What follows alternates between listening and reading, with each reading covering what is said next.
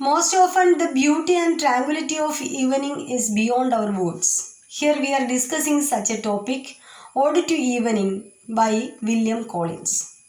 It is an ode. Ode means a short poem addressing something or someone. ആരെയെങ്കിലും അല്ലെങ്കിൽ എന്തിനെയെങ്കിലും അഭിസംബോധന ചെയ്ത് എഴുതുന്ന കവിതയ്ക്കാണ് ഓഡ് എന്നറിയപ്പെടുന്നത്. ഇവിടെ നമ്മൾ വില്യം കോളിൻസിൻ്റെ ഓഡ് ടു ഈവനിങ് എന്ന കവിതയാണ് ചർച്ച ചെയ്യുന്നത്. And William Collins is regarded as the transitional poet who bridged the gap between neoclassical age and romantic age. Neoclassical ഏജിൻ്റെയും റൊമാൻറ്റിക് ഏജിൻ്റെയും ഇടയിലുള്ള ഒരു കവിയാണ്, ആ ഒരു കാലഘട്ടത്തിലെ കവിയാണ് William Collins. And this poem is addressing the evening. ഇവിടെ നമ്മൾ പറഞ്ഞു ഓടെന്ന് പറയുന്നത് is a poem addressing something or someone. ഇവിടെ ഈവനിങ്ങിനെ അഭിസംബോധന ചെയ്തുകൊണ്ട് എഴുതിയ കവിതയാണ്. And it was first published in 1746.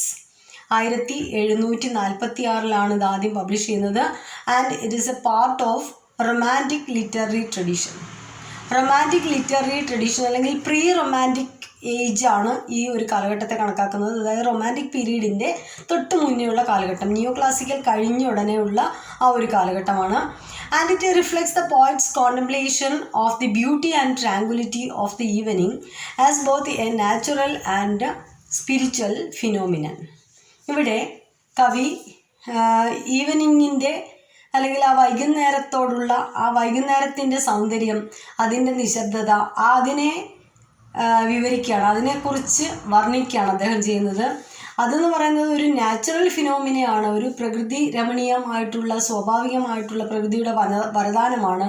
അതോടൊപ്പം തന്നെ ഒരു സ്പിരിച്വൽ ഫിനോമിനയാണ്, ആത്മീയമായിട്ടുള്ള ഉണർവ് തരുന്ന ഒന്നാണ്. അതായത് നമുക്ക് ആ ഒരു ഈവനിങ് കാണുന്ന സമയത്ത് നമുക്കറിയാം പല വർണ്ണങ്ങളിൽ ആകാശം കാണപ്പെടും.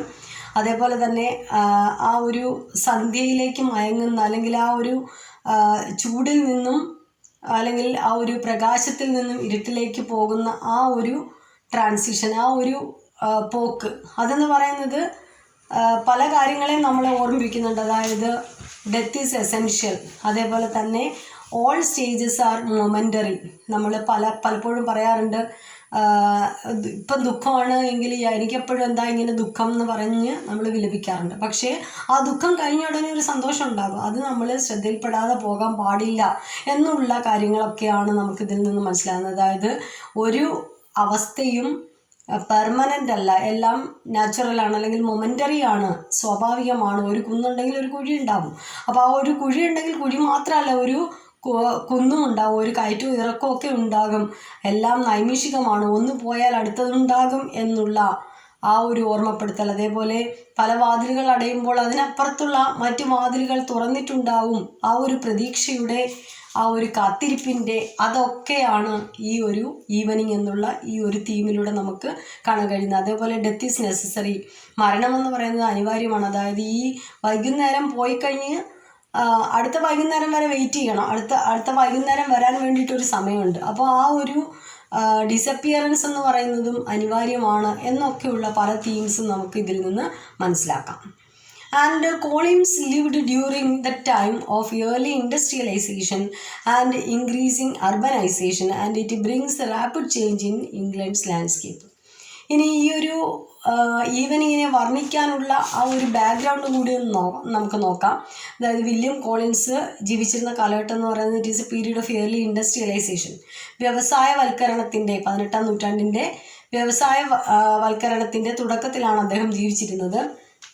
അതേപോലെ തന്നെ it brought a lot of changes in England's landscape. ആ ഒരു വ്യവസായവൽക്കരണം ഇംഗ്ലണ്ടിൻ്റെ പ്രകൃതിയെ ഒരുപാട് മാറ്റിയതാണ്. നമുക്കറിയാം വ്യവസായ വിപ്ലവത്തിലൂടെ ഒരുപാട് മാറ്റങ്ങൾ സംഭവിച്ചു, ഗതാഗതം വികസിച്ചു, അതേപോലെ തന്നെ ട്രാൻസ്പോർട്ടേഷൻ ഫെസിലിറ്റീസ്, സാധനങ്ങൾ, ഗുഡ്സ് ആൻഡ് സർവീസൊക്കെ വികാസം പ്രാപിച്ചു തുടങ്ങിയ ഒരു കാലഘട്ടമാണ്. So it changed the landscape of England during that time. അപ്പോൾ ആ ഒരു കാലഘട്ടത്തിൽ വ്യവസായവൽക്കരണത്തിലൂടെ ഓരോ മാറ്റങ്ങൾ വന്ന സമയത്താണ് അദ്ദേഹം ആ ഒരു പ്രകൃതിയെ വർണ്ണിച്ച് അല്ലെങ്കിൽ ഈവനിങ്ങിനെ, വൈകുന്നേരത്തെ വർണ്ണിച്ച് ഈ ഒരു കവിത എഴുതുന്നത്. And so he wrote a number of odes praising and romanticized natural past in which he priced the forces of nature.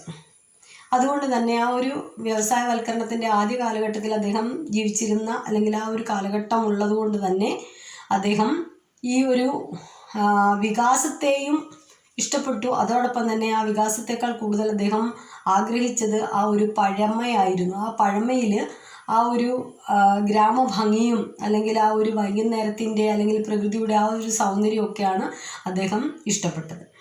അതുകൊണ്ട് തന്നെ അദ്ദേഹം ഒരുപാട് ഓടുകൾ, അതായത് ഇങ്ങനെ ഓരോ കാര്യങ്ങളെ അഭിസംബോധന ചെയ്ത് അദ്ദേഹം ധാരാളം ഓടുകൾ എഴുതിയിട്ടുണ്ട്. വില്യം കോളിൻസിനെ പൊതുവെ നമ്മൾ അറിയപ്പെടുന്നത് തന്നെ അദ്ദേഹത്തിൻ്റെ ഓടുകളിലൂടെയാണ്. And Collins paved the way for later romantic poets like Wordsworth and Burns, who always wrote about the inspirational power of nature. ഈ വില്യം കോളിൻസ് ആണ് യഥാർത്ഥത്തിൽ വേർഡ്സ്വർത്തിൻ്റെയും റോബർട്ട് ബേൺസിൻ്റെ ഒക്കെ വഴികാട്ടിയെന്ന് നമുക്ക് പറയാം. കാരണം ആ ഒരു റൊമാൻറ്റിക് കാലഘട്ടത്തിലേക്ക് വരാനുള്ള വഴി തെളിച്ചു കൊടുത്ത ഒരു വ്യക്തിയാണ് വില്യം കോളിൻസ് എന്ന് പറയാം. അതേപോലെ തന്നെ ഈ വേർഡ്സ്വർത്തും റോബർട്ട് ബേൺസ് ഒക്കെ എപ്പോഴും പ്രകൃതിയുടെ ആ ഒരു പ്രചോദനത്തെക്കുറിച്ച് അല്ലെങ്കിൽ പ്രകൃതിയുടെ ആ ഒരു മാന്ത്രിക ശക്തിയെക്കുറിച്ചൊക്കെ എഴുതിയ വ്യക്തികളാണ്. അപ്പോൾ അവർക്ക് ആ ഒരു റൊമാൻറ്റിക് കാലഘട്ടത്തിലേക്കുള്ള വഴി തെളിച്ചു കൊടുത്തത് വില്യം കോളിൻസ് ആണ് എന്ന് നമുക്ക് പറയാം. നമ്മൾ നേരത്തെ പറഞ്ഞു, he's known as the pre romantic poet എന്നാണ് വില്യം കോളിൻസിനെ അറിയപ്പെടുന്നത്. And the poem is really dedicated to the beauty and praise of the evening.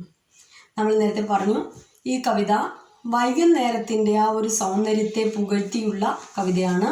And it is really A thoughtful meditation on the evening. ഒരു thoughtful meditation എന്ന് തന്നെ പറയാം, ഒരു ധ്യാനമാണെന്ന് തന്നെ നമുക്ക് പറയാം. വളരെ ചിന്തിക്കേണ്ടതായിട്ടുള്ള ഒരു സാഹചര്യം അല്ലെങ്കിൽ ചിന്തിക്കേണ്ടതായിട്ടുള്ള ഒരു അവസ്ഥയാണ് ആ ഒരു ഈവനിങ് എന്ന് പറയുന്നത്. In the evening the weary sun starts to rest.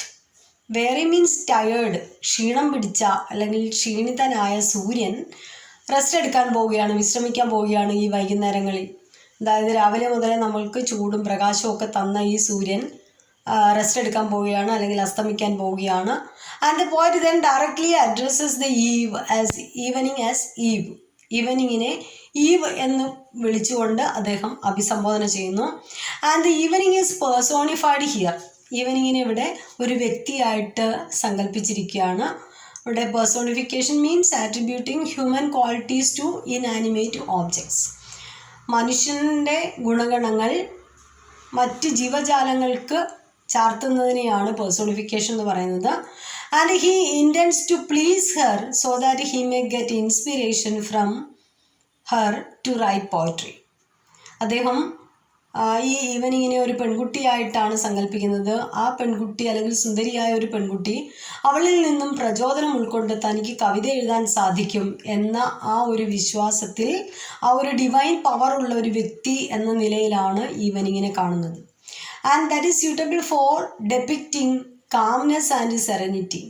അതിലൂടെ ശാന്തത, അതേപോലെ പരിശുദ്ധി, ഇതൊക്കെയാണ് അദ്ദേഹം വിവരിക്കാൻ ആഗ്രഹിക്കുന്നത്. And in the beginning, the poet describes the sky and he describes how the day is about to end and the night is approaching. ഈ ഓടിൻ്റെ തുടക്കത്തിൽ എങ്ങനെയാണ് ഈവനിങ് വരുന്നത് എന്ന് അദ്ദേഹം പറയുന്നു. അതായത് ഈ ഒരു പകൽ സമയം അവസാനിച്ച് ഈവനിങ് വരുന്നു, അതിനുശേഷം രാത്രി വരുന്നു. ആ ഒരു വരവാണ് അദ്ദേഹം വിവരിക്കുന്നത്. And the creatures like a bat and a beetle gives an auditory effect to the readers. ഈ സമയത്ത് ആ വൈകുന്നേരം ആകുന്ന സമയത്ത് വണ്ടുകൾ വരും, അതേപോലെ തന്നെ ബാറ്റ് മീൻസ് വവ്വാലുകൾ വരും, ബീറ്റിൽ വണ്ടുകൾ വരും. അങ്ങനെ ജീവജാലങ്ങൾ, ഇങ്ങനെയുള്ള ക്രീച്ചേഴ്സ് വരുന്ന സമയമാണ്. അത് അതിൻ്റെ ശബ്ദം കൊണ്ട് നമുക്ക് ആ ഒരു ഓഡിറ്ററി ഇഫക്റ്റ് തരുന്നുണ്ട്. ഈ വവ്വാലിൻ്റെ ശബ്ദം, അതേപോലെ വവ്വാൽ ചിറകടിച്ച് പറന്നു പോകുന്ന ശബ്ദമൊക്കെ നമുക്ക് കേൾക്കാൻ പറ്റും ആ വൈകുന്നേരങ്ങളിൽ. And then he tries to depict the calmness of nature in the evening. ഇനി ആ ഒരു ഈവനിങ്ങിലെ പ്രകൃതിയുടെ ശാന്തത അദ്ദേഹം വിവരിക്കുന്നു. And he also describes the effect of seasons on the eve. ഇനി ഓരോ സീസണും ഈ ഈവനിങ്ങിൽ വരുത്തുന്ന മാറ്റങ്ങൾ എന്തൊക്കെയാണ് എന്ന് അദ്ദേഹം പറയുന്നു. And he tries to please her with his poetry. നേരത്തെ നമ്മൾ പറഞ്ഞു the poet considers evening as having a divine power. ഒരു ദൈവിക ശക്തി ഉണ്ട് എന്ന് കണക്കാക്കുന്നു. അതോടൊപ്പം തന്നെ ആ ഡിവൈൻ പവറുള്ള ഈ ഈവനിങ്ങിനെ പുകഴ്ത്തുകയാണ് എങ്കിൽ he will get inspiration to write poems. And the first part deals with the description of nature in the evening, and then it explores the poet's plea to it, and lastly it depicts the seasonal change and its reflection on it. നേരത്തെ നമ്മൾ പറഞ്ഞാണ് ഓരോ പാർട്ടിലും ആദ്യം ഈവനിങ്ങിനെ describe ചെയ്തുകൊണ്ട് വിവരിക്കുന്നു, ഒരു പെൺകുട്ടിയായിട്ട് personification ചെയ്യുന്നു. അതേപോലെ തന്നെ തനിക്ക് ഡിവൈൻ ഇൻസ്പിറേഷൻ തരാൻ കഴിയുന്ന ഒരു വ്യക്തിയായിട്ട് സങ്കല്പിക്കുന്നു. അതിനുശേഷം ഓരോ സീസൺസിനും ഈ ഒരു ഈവനിങ്ങിലുള്ള ഇഫക്റ്റ് എന്താണ് എന്ന് പറയുന്നു. And the poem has no particular rhyme scheme and it has a mix of iambic pentameter and iambic trimeter. പ്രത്യേകിച്ച് റൈം സ്കീം ഒന്നുമില്ല ഈ കവിതയ്ക്ക്. 2 ഭാഗങ്ങളാണ്. അതിൽ അയാംബിക് പെൻഡാമീറ്ററും കാണാൻ സാധിക്കും, അതേപോലെ തന്നെ അയാംബിക് ട്രൈമീറ്ററും നമുക്ക് കാണാൻ സാധിക്കും. And Collins ends the poem with a vivid description of how different seasons affect the evening. ഓരോ സീസൺസും എങ്ങനെയാണ് ഈവനിങ്ങിനെ ബാധിക്കുന്നതെന്ന് പറയുന്നു. And despite the rains of spring, the light of summer and the changing leaves of autumn and also the storms in winter. അദ്ദേഹം പറയുന്നത് ഈ ഒരു spring സീസണിലെ മഴ, ഇടയ്ക്ക് പുതുമഴ പെയ്യുന്ന ആ ഒരു സമയം, അതേപോലെ തന്നെ ദ ലൈറ്റ് ഓഫ് സമ്മർ സീസണിലെ ആ ഒരു പ്രകാശം, ആ ഒരു പ്രകാശത്തിൻ്റെ വൈവിധ്യത്തിലൂടെ ആകാശം പല നിറങ്ങളിൽ കാണപ്പെടുന്നത്, അതേപോലെ തന്നെ ദ ചേഞ്ചിങ് ലീവ്സ് ഓഫ് ഓട്ടം സീസണിൽ ഇല പൊഴിയുന്ന ശിശിരകാലത്തിൽ ഉള്ള പ്രകൃതിയുടെ മാറ്റം, അതേപോലെ തന്നെ ദ സ്റ്റോംസ് ഓഫ് വിൻ്റർ ശൈത്യകാലത്തുള്ള ആ കൊടുങ്കാറ്റ് അല്ലെങ്കിൽ ആ തണുത്ത കാറ്റിൻ്റെ ഒക്കെ ആ ഒരു ഇഫക്റ്റ് എങ്ങനെയാണ് ഈവനിങ്ങിനെ ബാധിക്കുന്നത് എന്ന് അദ്ദേഹം പറയുന്നു. And through the poem or through the odd, Collins suggests that evening serves as a reminder of the temporary nature of life and the inevitability of death. ഈ ഒരു ഓഡിലൂടെ വില്യം കോളിൻസ് പറയാൻ ശ്രമിക്കുന്നത് ഇറ്റ് ഈസ് എ റിമൈൻഡർ, നമ്മളെ ഓർമ്മിപ്പിക്കുകയാണ്. അതായത് the temporary nature of life. ജീവിതം എന്ന് പറയുന്നത് വളരെ നിമിഷ നേരത്തേക്കുള്ള ഒന്നാണ്. അതായത് ഒരു കുമിള പോലെയാണ്, നീർക്കുമിള പോലെ വളരെ ചെറുതാണ്, വളരെ ഷോർട്ടാണ് ലൈഫ് എന്ന് പറയുന്നത്. And also the inevitability of death, മരണം എന്ന് പറയുന്ന ആ ഒരു സത്യത്തിൻ്റെ യാഥാർത്ഥ്യം, അതായത് മരണം, ജനിച്ചാൽ നമ്മളെന്തായാലും മരിക്കുമെന്നുള്ള ആ ഒരു ഉറപ്പ്. അപ്പോൾ അതിൻ്റെ ഒക്കെ ഒരു പ്രതിഫലനമാണ് ഈ ഒരു കവിത. And it also encourages to embrace fleeting beauty and tranquillity of nature. അതോടൊപ്പം തന്നെ ഈ പ്രകൃതിയിലുള്ള ഓരോ വസ്തുവിൻ്റെയും നിശബ്ദതയും ശാന്തതയും സൗന്ദര്യവും ഒക്കെ നമ്മൾ ആസ്വദിക്കണം എന്ന് പറയുന്നു. അതായത് ജീവിതം എന്ന് പറയുന്നത് it is very short and we have to live in the present. At present നമ്മൾ എന്താണോ അത് നമ്മൾ ആസ്വദിക്കുക. അത് ദുഃഖമായാലും സങ്കടമായാലും സന്തോഷമായാലും, ചിലപ്പോൾ സങ്കടത്തിൻ്റെ ഇടയിൽ തന്നെയും പല പല കുഞ്ഞു കുഞ്ഞു സന്തോഷങ്ങളുണ്ടാകും. അത് നമ്മൾ പലപ്പോഴും കാണാതെ പോകുന്നു. അത് കാണാൻ സാധിക്കാതിരിക്കരുത്. മറിച്ച് നമ്മൾ ഓരോ നിമിഷവും ഓരോ വേദനയ്ക്ക് ഇടയിലും ഓരോന്നും നമ്മൾ ആസ്വദിക്കുക. കാരണം ജീവിതം വളരെ ചെറുതാണ് എന്നുള്ള ഒരു ഓർമ്മപ്പെടുത്തലും കൂടിയാണ് ഈ ഒരു കവിത. അതുകൊണ്ടാണ് ആ ഈവനിങ്ങിനെ പ്രൈസ് ചെയ്ത് പറയുന്നത്. ഈവനിങ് എന്ന് പറയുന്നത് വളരെ ഷോർട്ടായിട്ടുള്ള ഒരു സമയമാണ്, വളരെ ചെറിയ, അതായത് ആ രാത്രിയുടെയും പകലിൻ്റെ ഇടയിലുള്ള ഒരു ചെറിയൊരു സമയമാണ്. ആ ഒരു സമയം എന്ന് പറയുന്നത് വളരെ ചെറുതാണ്. ആ ഒരു ചെറിയ സമയത്തിനുള്ളിൽ പ്രകൃതിയിൽ വരുന്ന സൗന്ദര്യവും മാറ്റങ്ങളും ഒക്കെ നമ്മൾ ആസ്വദിക്കുന്ന പോലെ തന്നെ നമ്മുടെ ജീവിതത്തിലും, ജീവിതം എന്ന് പറയുന്നതും ജനനത്തിൻ്റെയും മരണം, ഇവിടെ പകലിൻ്റെയും രാത്രിയുടെയും ഇടയിലെന്ന് പറയുന്നത് പോലെ നമ്മളുടെ ജീവിതത്തിൻ്റെയും ജനനത്തിൻ്റെയും മരണത്തിൻ്റെയും ഇടയിലുള്ള ഒരു ചെറിയ കാലഘട്ടമാണ് ലൈഫ് എന്ന് പറയുന്നത്. ആ ഒരു ചെറിയ കാലഘട്ടം നമുക്ക് മാക്സിമം ആസ്വദിക്കാൻ കഴിയണമെന്നുള്ള ഒരു ഓർമ്മപ്പെടുത്തലാണ് ഈ ഒരു ഓഡ്. ഇതിൽ പോയറ്റ് ഒരുപാട് ലിറ്റററി ഡിവൈസസ് ഉപയോഗിച്ചിട്ടുണ്ട്. നമ്മൾ നേരത്തെ പറഞ്ഞു it has no particular rhyme scheme, പക്ഷേ അയാംബിക് പെൻഡാമീറ്ററും അയാംബിക് ട്രൈമീറ്ററും ഉപയോഗിച്ചിട്ടുണ്ട്. അതേപോലെ തന്നെ സിമിലി ഉപയോഗിച്ചിട്ടുണ്ട്. The poet compares the solemn sound of the evening to the song of the poet. ഇവിടെ ബീറ്റിലിൻ്റെ സൗണ്ട് പറഞ്ഞു, ബാറ്റിൻ്റെ സൗണ്ട് പറഞ്ഞു, വവ്വാലിൻ്റെയും വണ്ടിൻ്റെ ഒക്കെ സൗണ്ട്. അതെന്ന് പറയുന്നത് it is just like the song of the poet, ആ ഒരു കമ്പാരിസൺ. അതേപോലെ അലിറ്ററേഷൻ കാണാൻ സാധിക്കും. Alliteration means repetition of consonant sounds. Short shrill ഷ്രീക്ക് എന്ന് പറയുന്ന ആ ഒരു ലൈനിൽ നമുക്ക് അലിറ്ററേഷൻ ഷു എന്ന് പറയുന്ന സൗണ്ട് റിപ്പീറ്റ് ചെയ്ത് വരുന്നുണ്ട്. അതേപോലെ ഷ്രിൽ എന്ന് പറയുന്നത് it is an onomatopoeic sound. The sound അല്ലെങ്കിൽ the word represents the sound represents the word, അല്ലെങ്കിൽ the word represents the sound. ആ സൗണ്ടിലൂടെ നമുക്ക് എന്താണ് കാര്യമെന്ന് മനസ്സിലാക്കാൻ പറ്റുന്നതാണ് ഓണോമറ്റോപോയിക് വേർഡ്സ്. ഇതാണ് ഇതിനകത്തെ ലിറ്റററി ഡിവൈസ്. എല്ലാവർക്കും ഇഷ്ടമായെന്ന് വിചാരിക്കുന്നു. Thank you.